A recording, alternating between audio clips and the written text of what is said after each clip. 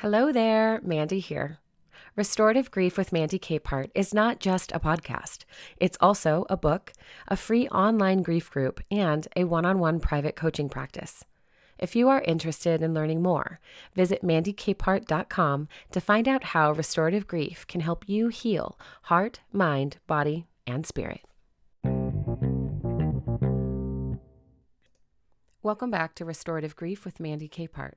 You are listening to episode 245, titled Reclaiming Agency While Grieving with Kyle Kittleson.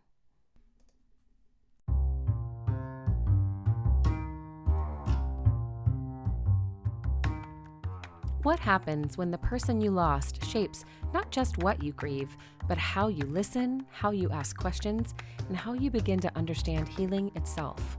Well, today's conversation is with someone who has spent years sitting at the intersection of lived grief and clinical insight, someone who lost his mother as a teenager and then went on to have thousands of conversations about grief, trauma, and mental health, not as a clinician, but as a human trying to understand what helps us. This episode isn't about fixing grief or moving past it. It's about what it means to live alongside loss, to allow it to change you, and to find your own rhythm inside something that refuses to follow a timeline. So let's get into this conversation with Kyle Kittleson.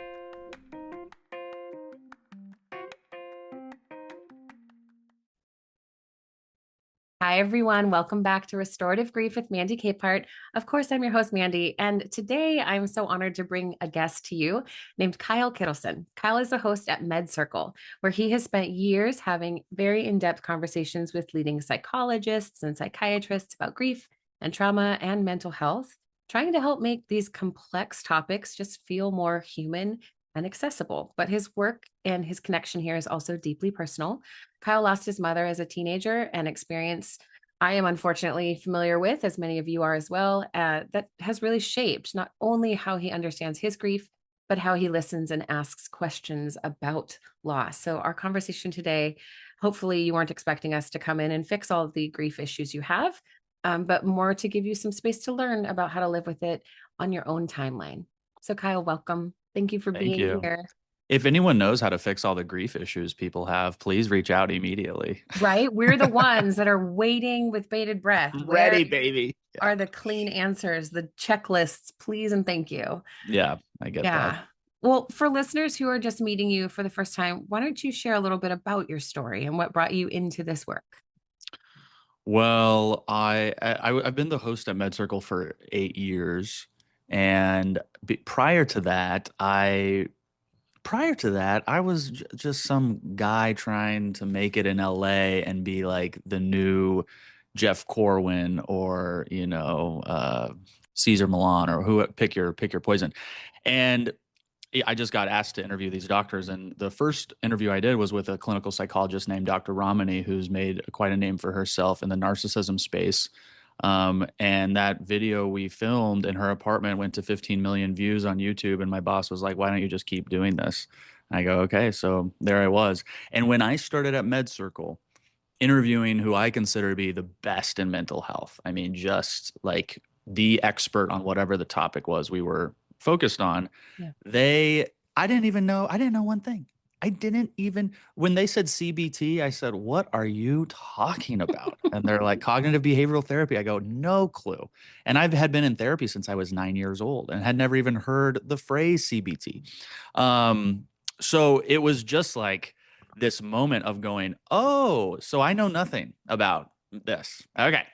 And that was 8 years ago. And some days I still feel like I know nothing, but those days are pretty rare. Most of the time I feel like, wow, I have this education, I have this insight, and this obstacle or this thing makes sense because I have a plethora of knowledge now. And still, I've forgotten probably 70% of it. But that 30% I've remembered has helped me a ton.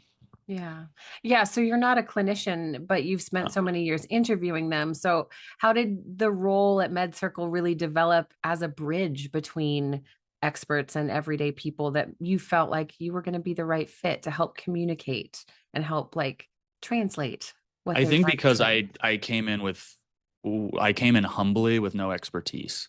Mm. When I first started there, I came in like the expert. I knew everything about bipolar disorder in blah, blah, blah. Okay. Like I just, because I would research it ad nauseum. Yeah. But those did not make for good conversations because you just have two people who are just kind of talking about something that one is a true expert in and the other one has just crammed for. And that's just not a good conversation. So then I came and I go, what is bipolar disorder? I don't know. Like, just help me understand. And then I can ask more questions. Like, what you're saying doesn't make sense to me as a layperson. And I think that honesty is what drew a lot of people in because they're sitting there going, yeah, I've never heard of CBT either. Can you please explain it? You know? Yeah. Well, and even when you do explain it, how is that supposed to help me now? Thank you so Oh, much. isn't that the truth? Yeah. It's And I have a few rules when I'm interviewing a doctor, and I go, do not tell me to take a walk or take a bath or, try mindfulness unless you're going to go deep into it and give me something I haven't heard because we've all heard that. Next topic. We've already heard that. I get passionate about this. Sometimes it comes off like I'm angry, and I'm not angry. I'm just passionate about it because people are showing up to get answers and telling them that there's no answer or that it depends or it's so situational. All that can be true, but that's not why people showed up. We've got to give them something. And so I really hope over this last almost decade, I've pushed doctors to show up and go, give me something real. Don't give me textbook. Don't give me daytime TV. You have 90 seconds and you're going to give me some soft soundbite. I want the real truth. I want it to be nasty. That's like, I want it to be real. you have like taken on the responsibility of forcing some vulnerability and accountability into the mental health space, then, in the sense of we don't need an elevator pitch. And we also know that you're not one to one with a client. So those really in-depth questions where you can very, drill down on someone's specific circumstance isn't necessarily available either. But there is a middle ground where clinicians can be very specific in a way that doesn't feel fluffy and doesn't feel like they read it out of a book, Yeah, to your no point 20 fluff. minutes earlier. No fluff. Fluffless. I hate fluff. I hate fluff when it comes to this topic. I love fluff and Yeah. I got fluff on my shoulder if anyone's watching in real time, but I have a parrot on my shoulder. But yeah, I'm with you. And there's also a beauty of not being in a one-on-one therapy session with a professional because they can speak more freely. They can speak about their own stigma against mental health conditions, against personality disorders, etc. They can be honest. I've talked to clinicians who say, I do not treat people who have been diagnosed with borderline personality disorder because I find it too jarring to treat. That is a stigmatizing comment that will rub people the wrong way. That'll make people feel bad, but you are getting a glimpse into the reality of the situation. And the reality is, if you're living with BPD, there may be some clinicians who have a stigma in the room. And you've got to be on the watch out for this. I know we're going off topic, but it's just one example of why honesty, especially when we're talking to professionals, is critical. Yeah. You talked a lot. You've talked a lot about losing your mom as a Hmm. teenager, and long before you had your own language and your own ability to name grief and loss and the complexity. How do you feel like that experience as you've grown into this work has really shaped the way you are interviewing and listening now for what you're hearing from people? Hmm. Well, I realized when I started working at MedCircle that I never went through the grief of losing my mother. I buried it hard. I always joke it's in a trunk that's buried in a hole that's covered in cement that I built a house on top of that only I have the key for. And so when I realized, and you know how I realized that is when I kicked the windshield out of my car Mm. because I was so angry. And this was maybe 10 years after my mom had died. And she was a pianist, and I had gone to this party. I heard this song that she would play all the time in my house, in our house. And I came home. I was not driving, I was the passenger, and we parked the car, and I slid down my seat and just jammed that windshield out.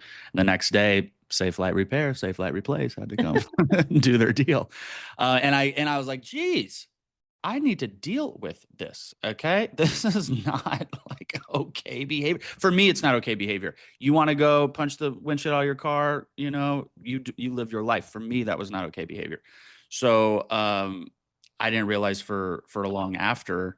And then when I was at MedCircle, I got more educated on trauma and grief, but then I did a course on bereavement. And I was like, okay, now I understand. And two quick takeaways for people who listen to this who go, just give me something I can use. One of my big beliefs is that our symptoms of trauma, and grief is a trauma, is not so much the trauma that happened, although obviously that is very critical, but what happens after the trauma. And to the point of what happens directly after the trauma, the moments after the trauma, if it is not a complex trauma and something that was a singular event, like maybe the death of somebody, but also what happens weeks, months, and years after that trauma. Though that timeline is, for me, more important than the actual traumatic event. And that that was like, whoa, okay. So what? Then I went back 25 years later, or I went back in time 25 years and go, what did I do? Like, what was my timeline after that trauma? And that's insightful. You can start peeling that back and looking at it. And it's have you guys talked about somatic experiencing on this I'm a podcast? somatic practitioner as well. Oh. Yeah. You're right on point. There you go. There you go. Sometimes the universe just puts it together for us. Love it. Yeah, and so I don't know if that was a direct answer to your question, but it gave a little bit of my journey through my own, trauma and grief. Mhm. And when I am interviewing somebody, I am representing the listener, and for me, the listener, just based on our audience, is a female, in an age bracket that I have come up with, and I name that woman, and I am supposed to be her biggest advocate. So if I feel like I'm getting BS, if I feel like I'm getting a dumbed down answer, if I feel like I'm getting too complicated and this is too much, whatever I feel like for her, then that's what I advocate for. And I've had doctors, some doctors, no one's ever said it to my face, like I didn't like that, but you could tell they were like, I'm really getting pushed. It's like, yeah, don't come on unless you're ready to get pushed. Yeah. I think part of that is important because it is, we say, oh, it's medical as practice. It's all a practice. We're all trying to implement, we're all learning theoretically as we go and in embracing new theories and technologies and ideas. And still we can sit here and even with being cared for and met in our moments in those windows of time after a loss or a grief event have happened, we can still recognize, well, there are things that we missed. There are things There that are we didn't things that we have missed. Yeah. that the professionals need to be able to name now too. And to your point, and to come in humbly and offer that moving forward for new clients too. So I think it's important to name an avatar and support that process for people that you're interviewing, or support it through those interview Yeah. processes. So I'm curious, after all of these conversations that you've been having with physicians and about grief and trauma, what do you think, what is your avatar actually longing for when they look for help or information? What do they want? Not the checklist, not truly. What are they Right. asking for? What do you think? Um, it, I will answer this, but I'll answer it in people who, depending on what stage they are in, is what they want. There are people who are just looking for some levity and peace, a moment. I've done a few podcasts on grief, and jokingly we've talked about being in the Dead Moms Club. And some people are looking to chuckle at that. Some people are looking to be like, oh God, some levity and the worst thing that's ever happened to me. So that immediate peace, whatever that is, I think in the early stages, people are looking for that relief. Now that can be kind of scary too to do, because relief can also be avoidance. It's a delicate line, and we don't want to avoid going through the grief, but we certainly, if you need some relief, you should take it. What people really want in their grief is people understand that their life won't go back to normal. I think most people understand that really quickly. They don't like it, they don't love it, they hate it, they wish it wasn't that way, but that is, they believe it. They're like, my life is different from now on. My life is different. I listened to your podcast about, I think what was her name, the one who was a singer and she lost her Oh, voice. Greta Morgan. Greta. And like, I'm a closeted songwriter. I write children's music. And so when I was listening to that, I was just like, whoa, because that type of grief is, I mean, that really is like a new life, a new life. Yeah. A really good episode. You're such a good interviewer. She was so well spoken too. And so that type of acceptance, and I'm a big fan of radical acceptance, Yeah. of going, okay, my life is going to be different. Then the next thing that they want is, well, then what am I supposed to do with this new life? Because it feels bad. It doesn't feel good. It's unfamiliar. And that is where all what we call the work begins. When we did this bereavement course on MedCircle, or when we developed this workbook of the 9 pillars of mental health, I purposely called it a course. I purposely called it a workbook because I didn't want to pretend that it wasn't the 7 secrets to feeling good today.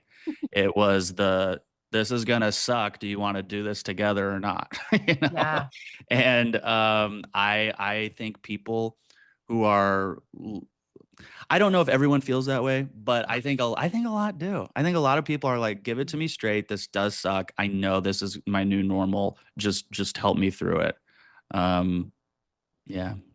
Yeah. Nothing too profound, Mandy, but that's what I got for you. I think it is profound. I think what you're nailing is this realistic space. And I would love to ask you in a minute to expand more about radical acceptance and Yeah. how you understand it and how you've applied it to, because I think people misunderstand it pretty significantly.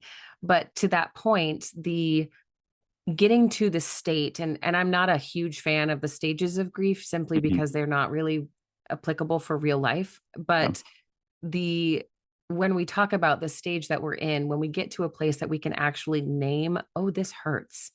Oh, I don't like this. And it sounds so juvenile to say it that way, but that is the way we need to say it because our younger parts are right there with us, grieving and struggling and trying to make sense of, well, maybe we've lost our parent and now the person we would go to for comfort is absent. This hurts. I don't like this. What do I do next? And I think that what you were saying is we're getting to a state of openness to recognize something's going to change. Do I have any agency here? Do I get to participate in this? Because all of that nonsense that just happened, I had no say in. Mm-hmm. Mm-hmm. Yeah, when you're saying that, I'm thinking about the like minor grief that I have in my life. Like I have Crohn's disease, okay? And I'm coming off a 3-day flare up. Terrible, terrible 3 days. I go to the gym. I'm looking in the mirror. My eyes are hollowed out and sunken in, and I look like I've aged 10 years, okay, after these 3 days. And I'm looking at myself, and the very first thing I think, okay, is get it together, Kyle. Why do you look like that? You should have got more sleep, drink more water, all these things. It's just like the Yeah. default, okay? And this is somebody I believe that I'm more aware than I used to be of my autopilot thoughts. But there I was going into this autopilot thought. And then once mindfulness kicks in, which when you practice it, it does kick in without you having to like summon it like some sort of spirit. It just like pops in to help. I go, now hold up, Kyle. You just battled this 3-day like chronic illness. Of Yeah. course you look like that. And having that made me feel good. Yeah. So if I cry on Mother's Day, that judgment that is the default quickly goes away to, oh, duh, of course you're crying on Mother's Day. Your mother Yeah. died when you were a teen, when you needed her the most, abandonment. Rah, rah, rah. Like just being able to address it and say it and point and go there. That's agency. For me, that's agency. It That is. is having agency. I know where that's coming from. What's hard is where you go, why? Why? I thought I was over this. I just had the best day of my life. I just had a great week. I'm surrounded by friends and family. I just got a job promotion. Everyone's so nice. It's been 15 years. Why am I da da da da da da? That's hard. That's hard. And then it hits you. You deny it, but if you can say, "Oh, it's because that thing is hard. That thing is hard." And then you have that agency back. For me, that feels so good. Even saying that just now felt so good. I love that because you're nailing that concept that grief is resolved, that we can put a period at the end of the Hmm. sentence and move differently in life and feel like this to that point, the sage on the top of the, table saying, gather round, I've gathered all the details, I know the answers. Yeah. And I think you're dancing around this idea of like what we've actually been asked of by grief. What is it you think it's actually asking us to do based on your own experience? Grief is part of who we are. What is it we can do with this enormous weight that we're carrying, if not resolve it and move to the next mental activity? Hmm. Do you think that, not to respond with a question, but do you think that unequivocally grief, trauma, I'll even say, makes us stronger? Or do Not you? inherently. No. Okay. No, What do you not mean? inherently. I think to your point about the work, right? We always have a choice to engage with something in our lives, or like you said, to bury it beneath cement and bricks and mortar and pretend or deny things. I think Mm, that's the part where, as humans, when we are willing to become open to what we're carrying and become curious about it, that's when we have the opportunity to, oh, shoot, this is impacting me in a way that I don't like anymore. I yeah. don't like my response to this anymore. I don't like that I kicked out a windshield. Safe Flight Repair doesn't hit. Maybe they have a time limit. Maybe I can't do this 10 times in a row and they say yes again on the 11th time, right? We have to decide those automatic patterns and decide to disrupt them at some point. And Mm, so that's really where I'm thinking like, how is it asking us to transition as humans? mm. That's really good. I haven't thought about that answer too much. You're asking the grief that we've experienced, what is it leading us to, or what is it leading us down? Yeah. What do you think it's asking of us as people? Mm. You're reminding me of something I've talked about at length with a psychiatrist named Dr. Lamb, and it is her conversations around anger. And anger, we avoid so quickly because it often feels. I know people who I think they like being angry. So, but for me, I don't like being angry. It feels bad. I think most people think it feels bad, but that anger is telling us that we're not okay with something. And in the grief part, I think the grief is telling us that, we are hurt and that we are being impacted by this event. And those simple messages get lost because of how painful it is. And what I really rally around is to get to those simple messages or those maybe simple answers. Maybe they're not even simple, but to get to those messages and answers, don't be afraid to really dive into the hard feelings. I'm a fan of screaming into a pillow. When my mom died, I hiked to the top of a mountain like it was my job. I was like, I'm hiking to the top of this mountain. And then I was like screaming, okay, just screaming. And that was an innate response, not one that I like read in a book and thought I should go do. But sometimes it's like giving in to all of that. Go cry. I lost my dog last year. Okay. I cried so hard I threw up. Crazy. When my mom died, I didn't cry that hard. But when my dog died, I cried so hard I threw up. And I remember hearing all these doctors I've talked to, they're like, grieve, baby, grieve, go. Don't, this is a time to grieve. Right now is a time to grieve. And so I did. I like let it out. I didn't hold back the tears. And I think that just physical expression allows me to get to answer those questions of, all right, now what is this trying to teach me? What is this leading to? What is it making me aware of? What is it opening as much as in myself, as much as it feels like it's shutting me down? Yeah. Man, first, I just want to validate losing a pet is losing an unconditional source of love and attunement. So, yes, You will grieve losing pets so much differently than we do people. And we think it's such a weird response or we call it crazy. And it's not. It's the Yeah. most natural, like those neurons in our brains, mirror neurons with pets. It's real and it really impacts our personhood and our affection. So anyway, I just always have to validate when people lose pets and Thank you. try to make it smaller. I'm like, don't make it as big as it needs to be. But I love listening to the way that you have so beautifully woven like your own experience into the interviews you've done and the way you're listening and talking with experts about this work. And it has just, it's that thing that as a witness for other people's grief, it deepens your ability to sit with them too. What do you think your grief and your job at MedCircle has taught you about becoming present with other people's pain? Because when I started at MedCircle, I was a host. And so I was like, hi, Mandy. It is so good to see you. Now, so Mandy is a somatic practitioner. And now, what does that mean? Okay, not did that sound or feel authentic or real? No, that sounded produced and performative. And that is how I was an animal trainer for many, many years. And that is how I was taught. Get on the mic and be like it's 1993, everybody. Let's hear it for him one more time. And that is what I did on camera. And people don't like that. People don't like it. They don't feel like, oh, I'm listening to Kyle. They feel like it's like I was doing AI before AI was AI.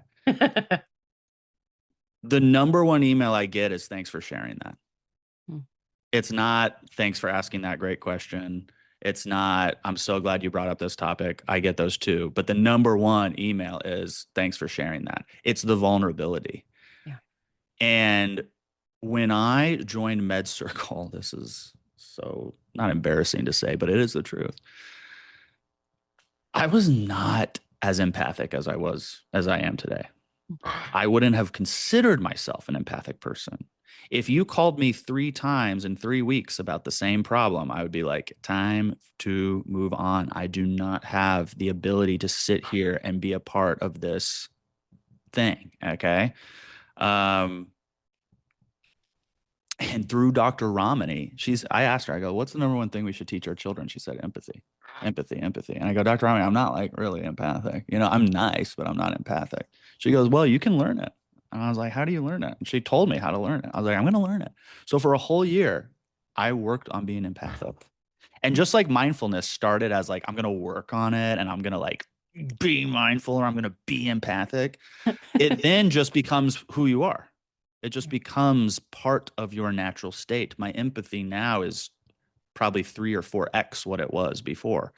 And it could still be better, but that's where it is. And so when I listen to people and when someone calls me 5 times or 55 times or I don't just interview doctors, I interview people with lived experiences and incredible stories.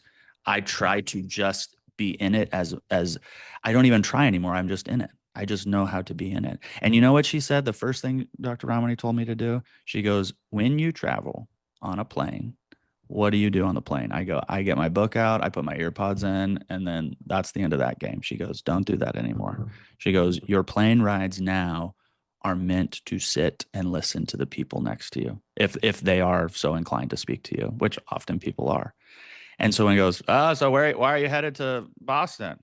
Normally I'd be like, oh, for fun, goodbye, headphones. Now it's, why are you headed to Boston? Oh, because for fun. Why are you headed to Boston? And they're like, oh, and then they tell you this thing and I'm all in, baby. And I'm all in with somebody because I don't know them. The stakes are low. But if I can practice on the people where the stakes are low, then when my friend calls me or a family member calls me, I've already got my reps in. And that can sound like, oh, you're just being authentic. You're like pretending. Okay, let's say you're right and I'm pretending. For me, better to pretend to be empathic than to not be empathic. It's better for me. I can tell you I'm not pretending. It was just a muscle that I grew or strengthened. And I'm so happy I did that.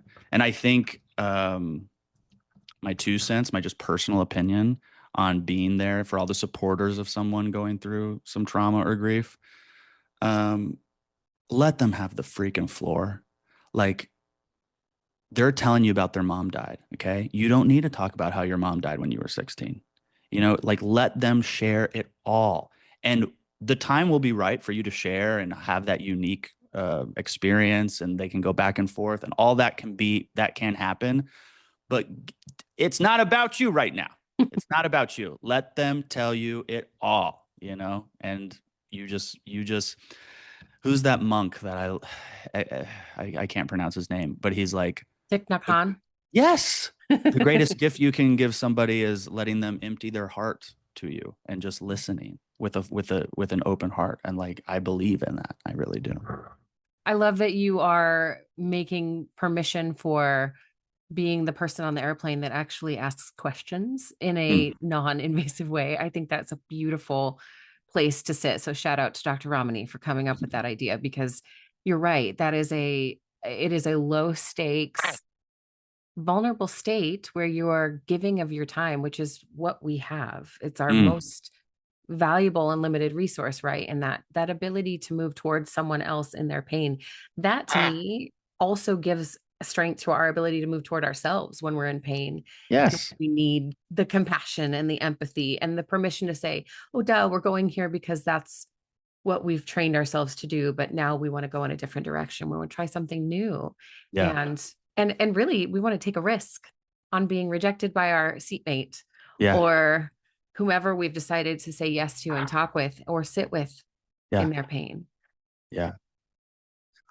When people come to you, and I'll say they come to you passively, not professionally, they're like, okay, I'm gonna send Mandy an email, and they go, I just got a divorce, and I honestly didn't even want the divorce.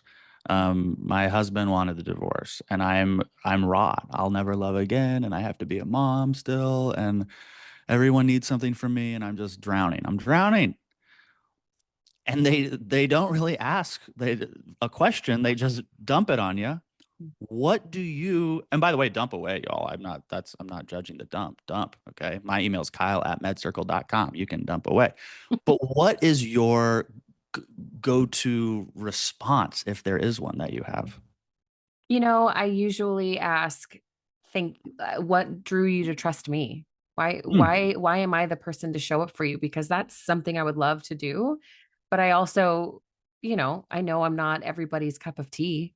Yeah. This podcast version of me is very different than my one-on-one coaching or my any other role that I Yeah. have. And I think that that's a really important factor to help people like recognize, oh, what was it about her that felt safe? Because we're all looking for safety, security, and belonging. And if we can find even a piece of that in someone else, that's going to be to help us unlock what So hurts. what do they say when you say, why me? What do they Why say? me? I don't get them in emails so much as I get them in DMs on social media. Yeah. Yeah. Yeah. And so it's really fun to be able to say, like, well, what draw you in? Sometimes the social media tells you, hey, this reel is why they messaged you, or this post is where they came in on. And it's great to be able to say, what about it resonated? Because that Yeah. speaks to the pain point you're dealing with and speaks to where we can show up for you, where we can give you some softness to land. Because if you're drowning and everything continues on where you feel like you cannot get your head above water, that pain point, that piece that drew you in is going to be like the first brick underneath you to be something to step upon. Like that's going to be a great Really spot for good us to question. set down. Yeah, it can be. And I think that that's where it almost sounds a little like confrontational, like why me? Yeah. and and that's my, like, I just happen to be a confrontational loud person. I don't Yeah. mind conflict at all, but that I know it becomes that place of saying, like, talk to me about what hurts the most. You're in a vulnerable state and you picked a very vulnerable, like, safe person, but why me? Why am I the one for you? Because I would be honored to be that one for you, but I don't want to waste your time. You have precious time and you're in pain. Let's not, fart around with somebody who's can get paid by being there with you, but not Sure. provide anything for you. Right. But I also like a version of that question, or maybe exactly how you said it, with the people in our lives that we don't have a professional client relationship with. Yeah. I wish I actually had that question earlier in my life. I'm stealing Mm. that Stealing question right. for the rest. Because if someone calls me today, they're like, I just got to talk to you. Let them talk, let them talk, let them talk. Hey, thank you. That I'm really honored that you felt comfortable sharing that with me. What made you reach out to me? I know you have a lot of friends. And if they're like, because of this, that tells you something. Yeah. Maybe they start to think about that one thing. Not that we're trying to give therapy to our friends, but like I No. love that question.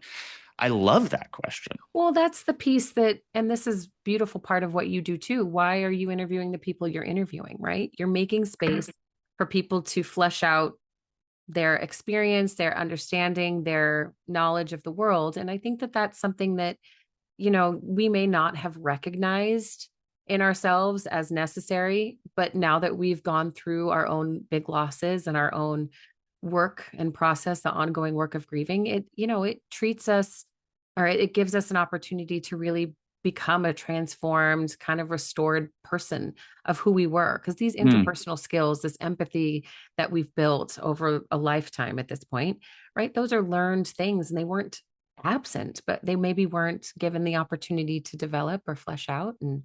And now, as you've so beautifully drawn out in this conversation, that skill set is paramount. It's front and center. And so it Mhm. becomes that safe place for ourselves to create belonging within, but also for us to offer it to others.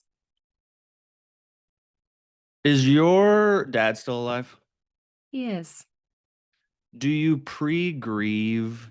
all the time. Yeah, me too. It's exhausting. And I It's love that you He asked just that. left my house the other day, and I literally was just like, God, I hope that's not the last time.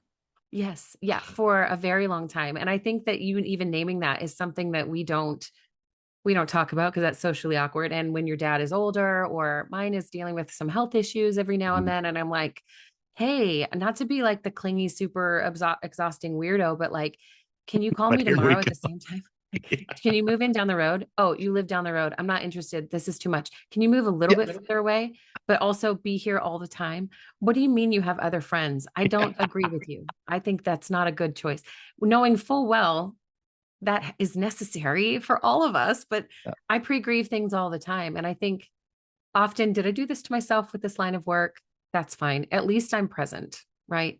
At Mm. least it pushes me into the moment. You're aware of the pre-grieve. Yeah. A lot of people you would say, Have you pre-grieved this? And they would have to think about it, Yeah. because Yeah. we aren't, I'm certainly not, I'm better, but we're not. I wish at the end of the day I could get a printout of all my thoughts. And then you would review and be like, did I really think that? My Oh my God, that was on my goodness. mind. Okay. I would Yeah. like to agree with you on that, but my husband says there's probably not enough printer paper in Yeah. the world for that in my brain. Yeah. Right, Oh right. my gosh. Okay. We unfortunately want to wrap this up, and I Yeah. want to ask you this question. For someone that is early in their grief journey, no matter what it is that they're grieving, what would you like them to know is possible, even if they can't foresee it or imagine it for themselves yet? Hopefully this isn't cliche, y'all. That you're gonna laugh so hard one day that you cry again. Hmm. You're going to wake up thinking about the meal you had the night before one day and then how good it was and how fun that dinner was with your tribe, your people. You're going to go maybe in the beginning a few minutes without even remembering this terrible thing happened in your life. And then that will go to hours. And then, maybe you never get to weeks or months, but you'll have a whole day where you were just in the day and you were living in that day. Um, you're going to also get angry again.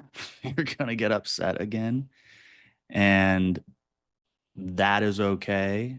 That is part of it, as me and my best friend would say. That's a part of it. And in those moments is when, if you've done any inner child work, is if you can go back to looking at yourself as innocent, because we have an innocent part in us. And in those moments, go back and go, okay, I'm in this place, I'm in that place. I think that makes your new life a little more doable. But get ready, because laughter continues, love continues, the sun rises and sets, and the world keeps spinning. and it'll rise and set for you as well. So hang in there. God, I end every interview with whatever you're going through, you got this. And I mean that, especially when you don't feel like you got it, you actually do. You actually do. Yeah. Kyle, that's beautiful. I love it. So if you're listening and you want to hear more about Kyle's work and this lovely, beautiful bird spire that's joining the Walking conversation in the background, I in know. the I background, apologize. it has given me so much joy throughout this conversation. Like you said, you can email him, Kyle@medcircle.com, but also go check out his work at MedCircle if you're feeling like you need a little more translated input from medical professionals. Kyle's your guy. So thank you so, so much for being here. Thank I've you. really enjoyed it.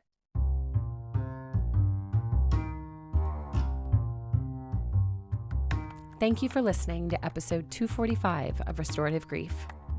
If you're someone who feels pressure to heal, move forward, or make sense of your grief on a timeline that doesn't feel like your own, I hope this conversation offered you permission to slow down, to listen more closely to what your grief is asking of you, rather than trying to fix or outpace it. Less effort to resolve what hurts and more willingness to live alongside it with honesty and care is what you need and what you deserve. If this conversation resonates with you, please be sure to subscribe, leave a review, or consider becoming a patron of the show. Thank you to my former and current patrons, because your support keeps this work alive and gives you access to bonus episodes and reflective workbooks to guide your personal practice. And as always, before we go, one last thing. Please remember, the only solution for grief is to do the work of grieving. Thank you for listening. I'll see you next week.